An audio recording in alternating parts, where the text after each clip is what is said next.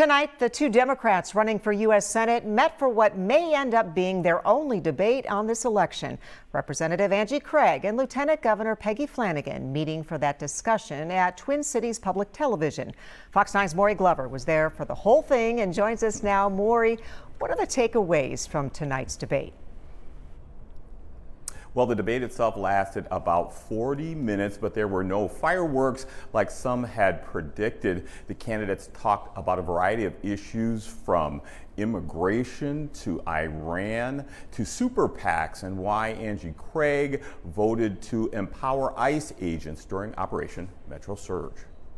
But as I stood and watched what happened in Minnesota with Operation Metro Surge, which started in December, the killing of Renee Good, the killing of Alex Preddy, as I stood at the Whipple Center, I couldn't help but regret giving this administration any additional authority under immigration. And so I felt like I needed to be honest with Minnesotans that I did regret that vote. She didn't regret the vote during the height of Operation Metro Surge, including the day after Alex Preddy was killed. She was on television.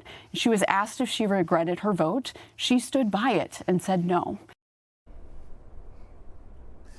Now, another hot topic was fraud, and the two candidates have very different opinions about how much responsibility the lieutenant governor should bear as a member of the Walz administration.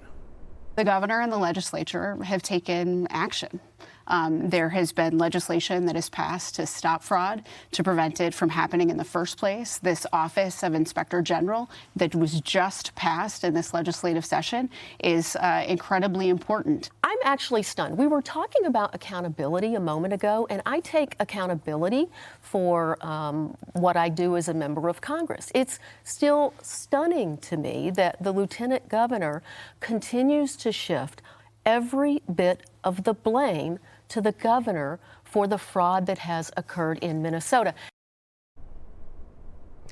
Now, both candidates say they believe they did well during this debate, but the question will be whether voters want a more progressive or more centrist candidate to represent the party in the general election in November. Reporting live in St. Paul, Maury Glover, Fox 9. All right. Thank you, Maury.